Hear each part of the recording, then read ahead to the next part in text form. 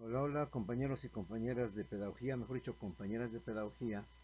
Estamos aquí continuando con la materia didáctica como una de las áreas o partes en que se divide la pedagogía y que obviamente viene a mostrar el apoyo hacia el maestro, dándole herramientas, instrumentos, medios a través de los cuales pueda facilitarse la enseñanza. En la clase anterior vimos que la didáctica pues forma parte de lo que viene siendo la pedagogía. La didáctica forma parte de la llamada pedagogía práctica y también pedagogía aplicada, es decir, no obstante ese aspecto teórico, sino que viene siendo justamente lo que viene siendo su aplicación y su práctica. Hemos dicho que la didáctica pone al servicio del maestro, pues, al servicio del proceso de enseñanza-aprendizaje, una gran cantidad o conjunto de técnicas, métodos de aplicación y recursos destinados a dirigir la enseñanza, mediante principios y procedimientos aplicables a todas las disciplinas, para que el aprendizaje de los mismos sea más eficiente. Recordemos que la didáctica, compañeras, no es tanto o se preocupa por lo que se va a enseñar, sino cómo se va a enseñar. Es decir, la didáctica no se refiere tanto al contenido, a los temas, a lo que viene siendo el conocimiento, sino que se refiere más bien al cómo se va a transmitir o cómo se va a dar ese conocimiento. Por tanto, la didáctica no solo se preocupa por el contenido, el temario o la materia, sino también se preocupa por lo que es el método, la técnica que habrá de emplearse, para que de esta manera el alumno pueda aprender y el maestro pueda poder transmitir lo que viene siendo su conocimiento. La didáctica es muy útil sobre todo para aquellos profesionistas que pues no han sido pedagogos o no han estudiado pedagogía y que en un momento determinado quieren iniciar o inician dando clases. Un ingeniero, un arquitecto, un doctor, y precisamente no tienen el conocimiento de la pedagogía en cuanto a la didáctica sobre los recursos, técnicas, material que se proporciona para estar la enseñanza. Entonces es aquí en donde muchas veces la didáctica como ciencia o como parte de la pedagogía puede ayudar a este tipo de profesionistas para que ellos puedan desenvolverse mejor. Recuerda que los alumnos nos etiquetan, recuerda que los alumnos siempre saben qué tipo de maestros somos en el sentido de que al tener ya cierta forma de dar clases, que no es variable, que no cambia, que siempre es lo mismo, si tú quieres una clase monótona, entonces el alumno te va a etiquetar. No, con ese maestro nada más se la pasa, hable y hable y hable toda su clase, y esa es su clase, entonces ya te etiquetaron como maestro que nada más te dedicas a exponer. No, ese maestro nada más lo que hace, nos trae copias, nos da las copias, nos pide que hagamos un resumen, un ensayo o una síntesis. Se siente en su lugar, de vez en cuando se para a vernos qué estamos haciendo y así nos pasamos la hora. Entonces, como puedes ver, ya también te están etiquetando. No, ese maestro por lo general siempre forma grupos, equipos, y entonces nos empieza a dar los temas. A ver, equipo uno pues obviamente tema uno, equipo 2 tema 2 y así sucesivamente. Y entonces en sus clases, pues los que exponemos son nosotros damos el tema, el maestro ya más supervisa, nos echa de vez en cuando algún comentario, alguna cosa por el estilo, pero con ese maestro pues nada más nos la pasamos así, exponiendo, exponiendo. O bien con ese otro maestro nada más nos pone a leer. Nos pone a leer, nos lleva documentos, nos pone a leer y después a la media hora o después de cierto tiempo nos pide el material que estamos haciendo. De esta manera, como puedes ver, ya el alumno nos tiene etiquetados. De alguna manera el alumno nos tiene establecidos cuál es nuestro sistema. La idea de la didáctica es que nuestras clases no se hagan monótonas, que nuestras clases no siempre hacen lo mismo y siempre manejen lo mismo, sino que nos da una gran cantidad de recursos, una gran cantidad de medios, para que al saberlos combinar adecuadamente o correctamente según también el tipo de clase, pues podamos darle dinamismo, podamos darle diversidad a lo que viene siendo la clase. De tal suerte que el alumno pues nunca sepa realmente ahora qué va a haber. Va a haber lecturas, va a haber exposiciones, va a haber algún debate, algún diálogo, alguna cosa por el estilo. Esa es justamente la intención de la didáctica, ser una herramienta de apoyo principalmente al maestro para facilitarle el aprendizaje, hacerle ver la gran cantidad de recursos didácticos o material didáctico que tiene a su disposición para poder enriquecer justamente las clases y hacérselas por tanto accesibles o asequibles al joven, al educando. Tratando, como dice la psicología, de atender al alumno o al educando auditivo, al educando visual y al auditivo kinestésico. Para que de esta manera entendamos que pues algunos alumnos captan más oyendo, otros entienden mejor viendo y otros más van a comprender o entenderlo si tocan, si palpan el conocimiento que se les está dando. De esta manera, ya en clase anterior vimos algunas técnicas didácticas, no todas, sino algunas, porque en realidad son más de 25, cerca de 25 las técnicas que la pedagogía nos propone para que un momento determinado dentro de la materia que vamos a llevar y el tema que vamos a manejar, vamos a coger alguna técnica idónea, adecuada a esa materia, a ese tema, y por tanto podamos diversificar nuestras clases, podamos ampliar dando un abanico constante de diferentes clases. Y el alumno de esta manera pues no nos pueda tan fácilmente etiquetar en el sentido de manejarnos como un maestro con una sola característica, que es la de ponernos a leer, que es la de hablar nada más, etcétera, etcétera. Las clases de hoy vamos a ampliar un poquito más el contenido de la didáctica, nada más para dar una visión, una idea general. La idea es entender qué es la didáctica, cómo ha evolucionado a través del tiempo, a través de sus principales exponentes. Pero antes de ver todo esto, vamos a ver algunos aspectos, algunas de las materiales, recursos, métodos que la didáctica propone, para que de esta manera la enseñanza se pueda facilitar, sea eficiente, el maestro por tanto pueda diversificar lo que vienen siendo sus clases y el alumno por tanto también pueda diversificar lo que vienen siendo las clases y por tanto poder aprender por una o por otra cosa. De esta manera, como podemos ver, vamos a analizar, insisto, algunas técnicas didácticas, algunos métodos didácticos, algunos aspectos de los recursos didácticos, para que nos demos una idea. No podemos desglosarlos cada uno de ellos, porque pues la intención es que después de esta materia viene otra materia que es laboratorio de experiencia didáctica, algo así por el estilo.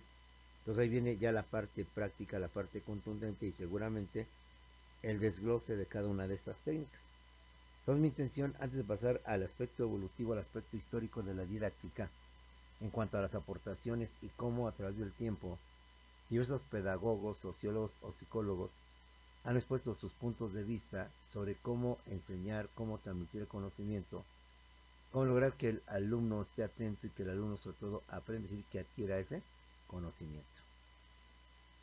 Aunque ya en clase anterior empezamos a ver algunas de las técnicas, como es la técnica de lo que viene siendo las preguntas, como es la técnica del interrogatorio y cuál es la intención de esta técnica, vamos a continuar con ver algunas de estas, insisto, no en su totalidad, obviamente en su totalidad nos resultarían completamente amplias, completamente diversas, que a lo mejor nos llevaríamos todo lo que viene siendo nuestro curso, y al menos en esta parte didáctica no es esa la intención.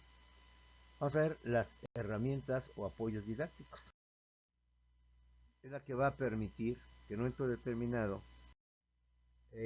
las personas puedan tener lo que viene siendo la información y no haya texto de que el maestro nunca le enseñó. Pero los círculos concéntricos va a permitir que se vaya avanzando de poco en poco. Se parte del centro y como se va avanzando el tema, se va ampliando, se va desglosando, se va profundizando en lo que vienen siendo los temas propiamente dicho. Ejemplo, vamos a pensar que hablamos de historia y hablamos de la época prehispánica antes de llegar a los españoles. Y hablamos que nuestro país se conformó lo que hoy conocemos como Mesoamérica, donde se establecieron las primeras culturas centroamericanas, las primeras grandes civilizaciones prehispánicas antes de llegar a los españoles. Entonces hago esta referencia como un prólogo, como una introducción al tema que nos depara. Ya dije lo elemental, que México es la sede donde se estableció Mesoamérica y que en Mesoamérica se establecieron una gran cantidad de culturas mesoamericanas o prehispánicas. Sigo ampliando y entonces ahora digo, ¿quiénes son esas culturas prehispánicas? Los mayas, los olmecas, los toltecas, los mixtecos zapotecas, lo que vienen siendo los aztecas o los mexicas, y sigo ampliando mi conocimiento. Una vez que dije qué es la época prehispánica y qué se desarrolló ahí, las culturas prehispánicas, ahora amplío mi círculo y digo que esas culturas prehispánicas son la maya, son la tarasca, la purépecha, son lo que viene siendo la de los tlaxcaltecas, la de los olmecas, la de los toltecas, etcétera. Y después termino diciendo características propias de cada cultura. Que los olmecas son la llamada cultura madre, que estableció en la costa del Golfo de México, en lo que hoy viene siendo el estado de lo que es Tabasco, lo que viene siendo Veracruz, que fundaron 3 ciudades, La Venta, Tres Zapotes y San Lorenzo, y que además son grandes escultores o pues de piedra, y su obra representativa son las cabezas colosales, donde se representan a esta cultura madre. Como puedes ver, fui ampliando el tema.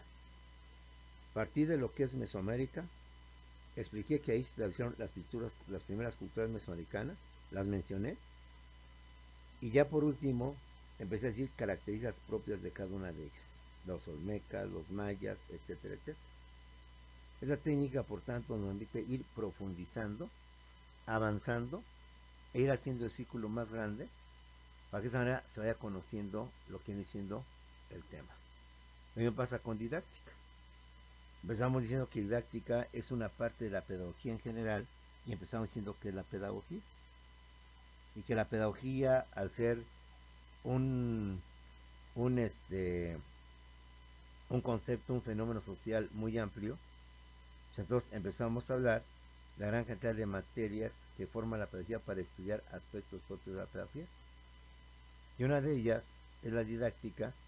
Vamos a decir que es la didáctica, y entonces, como ahorita estamos ampliando poco a poco, vamos ampliando cada vez más el concepto, vamos ampliando cada vez más el campo, el contenido de estudio a través de esta técnica llamada de los círculos concéntricos, ¿sí? Esa técnica, por tanto, también es muy típica, es muy usual, es muy apropiada en la gran mayoría de las materias, porque va a permitir que el maestro vaya profundizando en el tema, vaya avanzando en el tema, precisamente para que de esta manera pueda irse conociendo. Deja de los círculos concéntricos del centro, dícese de las figuras y sólidos que tienen un mismo centro.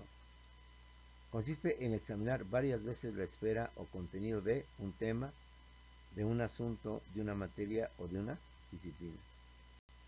Y cada vez ir ampliando y profundizando con los alumnos el estudio anterior como un círculo. Empiezo del centro para ir avanzando, agrandándolo, irme hacia los lados. El procedimiento que se utiliza para esta técnica es: se inicia el estudio de un tema, de un asunto, de una materia de forma superficial, dando una visión general del mismo, un espectro amplio del mismo, sin entrar en detalles. Inmediatamente de hacer este prólogo, esta introducción, esta visión general del tema, del asunto o de la materia, lo ampliamos a través de un nuevo enfoque, dando las características más importantes del tema. En este caso, hablé de Mesoamérica, ahora te digo que ahí se hicieron las grandes culturas mesoamericanas, la maya, la zapoteca, etc. Y por último, profundizo con los detalles y referencias más significativos. Una vez que hice ver quiénes son las culturas prehispánicas, dónde se establecieron y cuáles fueron ellas, ahora voy a dar detalles de cada una de ellas, para que entonces empiecen a diferenciar los mayas de los olmecas de los toltecas de los aztecas, y de esa manera se pueda entender mejor lo que viene siendo la historia de México. Esta es la famosa llamada técnica de los círculos concéntricos. Vamos a decir que ir de lo sencillo a lo complejo, ir de lo simple hacia lo que viene siendo lo amplio, pero vamos avanzando de tal manera que el alumno vaya entendiendo de lo elemental a lo complementario, después a lo general o a lo universal. Como te decía, culturas prehispánicas o edad antigua, pues empiezo con Mesoamérica. ¿Quién fue Mesoamérica? ¿Qué tenemos por Mesoamérica? Ampliamos diciendo que ahí establecieron las primeras culturas prehispánicas, las mencionamos, cada una de ellas, la olmeca, la tolteca, la azteca, la maya, la de los mixtecos, zapotecos, etc. Luego profundizamos dando detalles, precisiones de cada cultura. quiénes fueron los mayas, su aportación, dónde establecieron, quiénes fueron los purépechas o tarascos, dónde pertenecieron, en qué zona o área se establecieron, y así por el estilo vamos hablando de todos y cada uno de ellos. Vamos pues, como se diría de otra manera, vamos de lo particular hacia lo general. De esta manera manejamos esta técnica de los llamados círculos concéntricos. Parecida a esta técnica, tenemos la técnica catequística. ¿Cuál es la técnica catequística o técnica de la guía o cuestionario? Esta técnica consiste en dar o reafirmar el tema de forma complementaria a través de la formulación de preguntas concretas y específicas por escrito, quedando a criterio del maestro si da o no da las respuestas. Y esta técnica se formaliza a través de las llamadas guías de estudio, a través de los cuestionarios que son muy usuales o muy usados para lo que vienen siendo los famosos exámenes contrarios. Una forma de reafirmar el conocimiento, una forma de complementar el conocimiento, de consolidar el conocimiento, es hacer formularios, hacer cuestionarios, guías de estudio, para que de esta manera el alumno sobre la pregunta concreta pueda dar la respuesta precisa. Y a través de esta técnica de guías de cuestionarios, el alumno va reafirmando, va conformando, va consolidando el conocimiento. ¿Por qué? Porque a través de estas guías, de estos cuestionarios, pues el alumno empieza a repetir la clase, empieza a contestar las preguntas de forma que él mismo vaya aprendiendo. Se utiliza mucho cuando vienen los exámenes y que el alumno pues pide una guía de estudio. Te sugiero que no nos acostumbres a ello, sino antes del examen, mucho antes, ves manejando esta técnica catequista. Puedes dar las preguntas pero sin la respuesta, que sería lo idóneo, porque imagínate, les doy las preguntas y doy la respuesta, pues casi le estoy dejando sin que trabajen, nada más que transcriban las preguntas y las pasen en cuaderno, en lo que sea, o las impriman de manera más correcta. Entonces, ya que les vas a dar guías de estudio, ya que les vas a dar cuestionarios, pues dáselos, pero nada más las preguntas sin darle las respuestas, que esa sea la parte que ustedes tienen que investigar, que tienen que ser máxime. Si tú les diste apuntes previamente a las clases, entonces por ese lado no pueden quejarse. Pues le están dando el material, se están haciendo las preguntas y por razones obvias, ellos tienen que encontrar las respuestas, para que de esa manera puedan tener éxito o puedan tener un buen promedio en lo que vienen siendo sus materias. Ahora, ¿cómo se maneja lo que viene siendo esta técnica? Esta técnica se maneja a través de tres formas o maneras que son: la clásica, donde el maestro dicta o elabora y entrega el cuestionario o guía con preguntas y respuestas numeradas para que se aprendan o memoricen mecánicamente, incluso bajo un costo o precio cuando ya tienen o ya vienen impresas. ¿Sí? ¿Cuál es la clásica? Pues toda aquella en donde el maestro lleva ya el material, donde el maestro, según las políticas, pues les cobra el material, o simplemente así les deja, que son las guías, que son los cuestionarios que el maestro elabora, donde por lo general el maestro da las preguntas y da las respuestas. Y el alumno, de forma mecánica, de forma automática, se aprende estos cuestionarios, que incluso muchas veces se los aprende tan memorísticamente, que esto es malo, que ya con saber, con transporte maestro dice, pregunta número 5, indique, ya el alumno ya lo sabe, porque más lo visualizan por la pregunta más que por el contenido. Entonces, como ver, tiene sus riesgos en un determinado, esta famosa técnica catequista. La segunda forma o manera de transmitirla o de darla es la llamada intermedia. Es aquella donde el maestro redacta las preguntas y los alumnos solos o con el apoyo del maestro o de la exposición en clase dan las respuestas que habrán de memorizar para que después para estudiar y aprender. En la llamada intermedia, el maestro únicamente se limita a dar las preguntas. no da la respuesta, sino que aquí el alumno, justamente esta es su intención de repasar, de recordar, va a emitir únicamente las respuestas. Esas respuestas, el alumno por sí solo las encuentra en sus apuntes, en los libros que el maestro le facilitó, o bien la encuesta bajo la tutela del maestro, donde el maestro hace la pregunta para que algún alumno, de hecho la pregunta es para todos, pues digan la respuesta. Y en caso de que sea la respuesta, pues el maestro ahonda sobre el particular, explicando lo que es la respuesta. ¿Sí? También se puede obtener cuando los grupos o los equipos de grupos expongan un tema y sobre lo que están exponiendo, pues ahí vamos sacando las respuestas. De esta manera tenemos ya un cuestionario que los alumnos deben de estudiar. A veces deben de memorizar mecánicamente, lo cual es malo y no de forma dinámica. Para esa manera poder aprender, reafirmando, consolidando las preguntas y lo que vienen siendo las respuestas. La tercera forma o la tercera opción que tenemos es la llamada drástica o extrema, donde el profesor obliga a que se aprendan o memoricen mecánicamente preguntas y respuestas, instintivamente e indistintamente, de tal manera que en lugar de hacer o leer la pregunta, solo pida la respuesta por el número de la pregunta sin formularla. ¿Sí? Aquí tenemos una técnica, como dice, extrema, radical, drástica, porque el profesor, a través del cuestionario de las preguntas, se obliga a que los alumnos la memoricen, pero la memoricen mecánicamente sin razonarla, sin entenderla, simplemente pregunta-respuesta. Llega al límite de que ya el alumno la memorizó tan bien que ya nada más a la 20, la 20 está, la 8, está la respuesta. Entonces, como puedes ver, esta técnica tienes, como todas las técnicas, sus puntos buenos y también tienes tus puntos malos.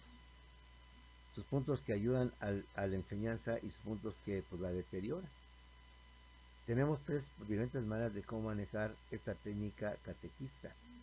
En lo personal sí se sugiere, pero se propone que nada más se den las preguntas, pero no se den las respuestas. Que el alumno sea el que busque las respuestas, ya con el plazo que el maestro les dio, pues entonces alumnos y maestros chequen la respuesta para verificar si la respuesta que puso el alumno es la correcta y por tanto todos manejen la misma respuesta, manejen lo que es correcto. Ya cuando se hace la revisión de estos cuestionarios de forma grupal, pues ya se va viendo también el interés que el alumno tiene sobre las preguntas y con su constante participación que da a entender que sí hizo la tarea y que por tanto sí conoce lo que vienen siendo las respuestas. Para aquellos alumnos que no les gusta estudiar, pues a través de este tipo de guías o de cuestionarios, les permite por tanto tener ya el conocimiento concreto, tener el dato concreto sobre lo que se desea o se quiere que el alumno lo aprenda, lo conozca. Esa sería la famosa técnica catequista o la de cuestionarios o lo que se llaman las guías de estudio. Son algunos ejemplos, vuelvo a repetir, son más de 25. Para que nos dé una idea, hay otras técnicas didácticas o técnicas de la enseñanza, como la técnica del interrogatorio a través de preguntas directas o personales, generales o grupales, que ya vimos en clase anterior, que incluso no solamente es para repasar los conocimientos o la clase, sino que también podemos utilizarla para conocer a nuestros alumnos, a los nuevos alumnos que jamás hemos tenido, y que apenas para nosotros pues, es un grupo al cual tenemos que ir analizando y tenemos del primer día de clase saber qué tipo de grupo es. Para darle la confianza, pues presentarnos, que ellos también se presenten, quiénes son, pero también hacerles preguntas para todos o de forma específica sobre la materia, sobre todo cuando esta materia es serial. Si un maestro te dio historia de México y otro va a dar estructura socioeconómica, pues entonces está seriado. Es decir, estructura socioeconómica no es sino más que historia de México 2. Nada más que en lugar de llamar historia de México 1, historia de México 2, le han llamado historia de México y luego ya la segunda parte llaman como estructuras socioeconómicas de México. Supone que entonces el alumno ya tiene las bases, los elementos de la evolución de nuestro país en cuanto a sus instituciones, en cuanto a sus presidentes. Todo esto lo vio desde la época prehispánica. Algunos libros, algunos temarios hablan hasta lo que es el triunfo de la nación, hasta la nación de 1917. La Historia de México 2 o estructuras socioeconómicas empieza a partir del gobierno de Venustiano Carranza, de 1917, los gobiernos por revolucionarios, considerando el tiempo hasta la época de Enrique Peña Nieto, 2018. Entonces, esta técnica me permite visualizar qué tanto aprendieron de historia. Me permite conocer quiénes son, pues vamos a decir que los responsables, los estudiosos, y quiénes son los que de plano jamás van a levantar la mano porque de plano no saben nada. A través de este tipo de técnicas conozco al grupo, conozco su avance, conozco su atraso, conozco por tanto el nivel que tienen de estudios para yo más o menos visualizar qué tanto tengo que recordar y qué tanto no tengo que recordar sobre la materia que precede a la que ahora yo les voy a dar. Esa técnica bien manejada, bien empleada del interrogatorio nos permite conocer muchísimas cosas y entender muchísimas cosas. Saber inclusive el nivel de expresión y la actitud del alumno. Porque hay alumnos que antes de que les preguntes ya se dan por vencidos. Y luego, irónicamente, hasta se burlan. A ver, compañero, te pregunto. No, a mí ni me pregunta, no sé nada. Sea de antemano, ya se dan por vencidos. Ya te dicen, no sé nada. Lo dicen de forma tan fantoche y tan sosa, que inclusive carga causa hilaridad entre sus compañeros. La risa, el cotorreo, como dicen ellos, aflora en todo momento. Esa técnica, pues todo lo repetir, hay que manejarla al principio, manejarla al final, manejarla sobre todo cuando no conocemos al grupo y queremos saber antes de que empiecen las clases quién es quién. Yo visualizo quiénes sí levantan la mano, quiénes sí contestan, quiénes no contestan, quienes de plano se empiezan a perder dentro de esto o a pensar que no lo estoy observando sobre sus conductas y sus comportamientos. Otra técnica que acabamos de ver es la técnica catequista, a través de guías o cuestionarios que pues sirve para que el alumno ya no tenga que leer todo el apunte, todo el texto, sino que de forma concreta visualice las preguntas, visualice las respuestas y en consecuencia tenga ya el aprendizaje por delante. Siendo aquí muy cuidadoso en que las preguntas del examen y las preguntas de la guía no sean en los mismos términos. Es decir, es la misma pregunta, pero no en los mismos términos, sino cambiarla para que de esta manera el alumno pues entienda que hay que reflexionar el conocimiento y no aprenderlo de manera memorística. Puede ser que en la guía les haga la siguiente pregunta: ¿cómo se conoce a la cultura olmeca? ¿O cuál es el calificativo que se le dio a la cultura olmeca? La respuesta es obviamente la cultura madre. Pero en el examen no les voy a preguntar de igual manera esa pregunta, sino que ahora se las invierte. ¿A quiénes se les conoce como la cultura madre o quién es considerada como la cultura madre dentro de la época prehispánica? Entonces ahí la respuesta es la cultura olmeca, cuando en la guía fue al revés, fue la pregunta, ¿sí? ¿Qué nombre recibieron los olmecas o con qué apelativo se les conoció la cultura olmeca? Entonces esa es también una parte que hay que manejar. O sea, no repetir literalmente, textualmente las preguntas del cuestionario o de la guía para que el alumno literalmente se las aprenda, sino invertir, para que el alumno la reflexione, la analice, porque al final es lo mismo, ¿sí? Nada más cambia la forma de hacer la pregunta, ¿sí? ¿Cómo se le conoce a los olmecas o qué calificativo se le dio a los olmecas? Pues la cultura madre. Ahora en el examen no va a ser la misma pregunta, bueno, la misma pregunta, pero no con la misma redacción, ¿sí? ¿Qué cultura se le llamó la cultura madre? Entonces ve ahora, cambió, entonces ahora la respuesta viene siendo los olmecas. Tenemos la técnica del diálogo, a través de pláticas, a través de charlas, en donde en un momento determinado a los alumnos, para que esto pueda prosperar, se les pide pues que estudien un tema. ¿Saben qué? La siguiente clase, jóvenes, vamos a ver lo que viene siendo las etapas de la independencia de México, lo que es el inicio, la organización, la resistencia y la consumación de 1810 a 1821. Entonces quiero que estudien quiénes son los de la primera etapa, organización, los de segunda etapa, perdón, inicio, segunda organización, tercera resistencia y cuarta lo que viene siendo la consumación. Investiguen quiénes son los principales personajes de cada etapa, qué es lo que hicieron en cada etapa.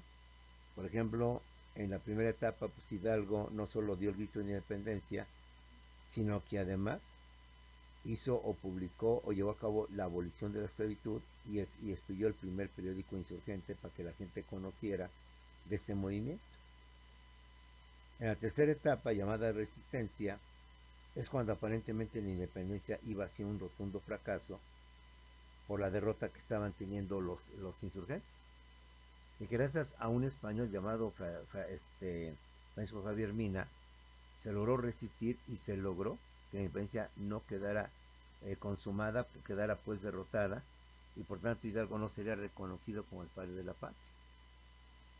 Entonces, como puedes ver, les das a los alumnos temas o conceptos para que los estudien. Claro, no todos lo van a hacer, pero ahí te vas a dar cuenta quiénes realmente sí están interesados en aprender y quiénes no. Entonces, a ver, compañeros, ya es el día de la clase. Ayer les platiqué sobre esto. ¿Quién toma la palabra y me dice algo más de Hidalgo, algo más de Mina, algo más de la organización que no mencioné y de la consumación?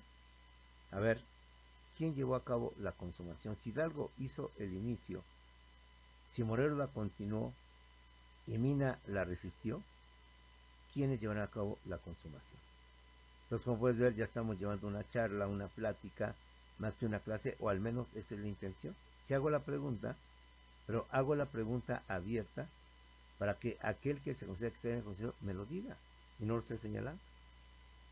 Y entonces alguien dice, no, pues que fue fulano y sultán, alguien más complementa, sí, fue a través de esto, alguien más dice algo, alguien más, etcétera. No, pues que fue Iturbide y fue Guerrero. Sí, pero antes de esto se firmaron los famosos, el famoso plan de Iguala. Pero cuando España reconoce nuestra independencia, se firman los tratados de Córdoba, dice otro alumno. Y los tratados de Córdoba los firmó inclusive el último virrey, Juan O'Donoghue, y así por el estilo. Entonces, vamos charlando, vamos platicando, vamos mutuamente enriqueciendo la clase. Al final, yo, maestro, les hago un pequeño resumen, pero ya con la expresión de todos. De hecho, en el pizarrón voy a anotar. Inicio, Hidalgo. Ah, maestro, ahí también estuvo Allende, perfecto. Ah, también estuvo Mina. No, Mina no es de esta etapa, Mina es de otra etapa. ¿Sí?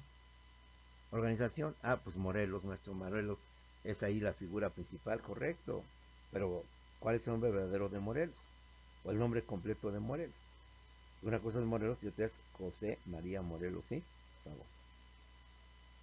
¿Quién sabe el apelativo, el apodo que se le dio a Morelos? Ay, pues el siervo de la nación. Pero recuerden que tenía otro apelativo. ¿Alguien sabe qué otro apelativo tenía? El rayo del sur. Ahora, si no lo contestan, si alguien no participa, los obliga a que participen. ¿Cómo? ¿Quién me dice o quién me platica por qué se le conoce el siervo de la nación o qué le dieron el nombre o el título de siervo de la nación? A ver, platíquenme. ¿Quién es el valiente que me dice por qué se le dio el título de siervo de la nación? Y esperando que haya uno de ahí, pues es que él cuando despidió los ministros de la nación, lo hizo tan magníficamente, tan elocuentemente, que la gente que lo escucharon, que en el Congreso de Chilpancingo quedaron tan extasiadas que le aplaudieron y que le dijeron que era una Alteza Serenísima. Pero en un plan de humildad, de sencillez, dijo que él simplemente es un siervo de la nación. Entonces, tratar de que los alumnos intervengan y establecer una especie de diálogo, una especie en donde no es de dos, sino de todos, platicando, comentando, sin que se tome como preguntas inquisitorias, preguntas dos, sino enriquecer y hacer la aclaración. Muy bien, jóvenes, hoy vamos a sacar la clase entre todos. Hoy todos van a aportar, van a participar. Hoy todos vamos a decir esto y lo poquito, mucho que sepan, dilo. Ahora tú sabes algo que yo no sé y tú me lo vas a informar precisamente con motivo de esta charla. La técnica de la discusión. Esta técnica viene complementando a la del diálogo, en donde vamos a llegar a conclusiones y definiciones o resúmenes comunes, donde al final tendré como maestro la función de decir quién tiene razón. No fue Fray Servando Teresa de Mier, fue Francisco Javier Mina. Si bien los dos participaron en la resistencia, el que fungió como líder fue Fray Servando, Francisco Javier Mina. Fray Servando sí intervino, pero Fray Servando fue el que convenció, el que logró hacer que Mina como español viniera a nuestro país y defendiera la causa mexicana en contra de sus compatriotas los españoles. Obviamente para los mexicanos, un gran ser humano, una persona que vino a luchar por un pueblo que no está obligado y que no era suyo, que eran los mexicanos. Claro, para el español es un traidor a su patria, un vendido, que no defendió a su patria, sino atacó a su patria, y pues ahí se presta la charla, se presta el comentario, la aclaración, y entonces empiezan a ver las cosas, pero ya no como una clase, sino como una charla, una plática donde intervienen, y obviamente lograr que ellos participen haciendo comentarios. Ah, sí, a propósito, yo leí, yo escuché o yo vi que esto, aquello, ya tú como maestro pues le confirma, en efecto, tiene razón. La técnica de la argumentación que viene complementando a la del diálogo, a la de la discusión, del debate y la argumentación, donde al alumno no solamente se le enseña que o se le dice que él debe que él aporte, que él participe, sino que ante la discusión donde sí o no, entonces ellos con argumentos lógicos y congruentes nos fundamenten su postura, su punto de vista, nos hagan ver quién tiene razón. Así como coloquialmente se dice que el que tiene más saliva traga más pinole, aquí el que tenga mejores argumentos es el que va a ganar a los otros. La técnica del debate, en donde ya tenemos bien definidas las posturas. Ejemplo, quiénes son abortistas y quiénes son antiabortistas, quiénes son creyentes y quiénes son increyentes. Ponemos por tanto dos bandos, el de los creyentes con el de los no creyentes. El de los abortistas, proabortistas contra los antiabortistas. Entonces vamos a debatir, defiende tu postura. ¿Por qué estás a favor del aborto? Porque acá tus colegas están diciendo que eso es un crimen. No, maestro, no puede ser ningún. Entonces, lograr que entre ellos haya debate, pero manteniendo. No, a ver, espérate.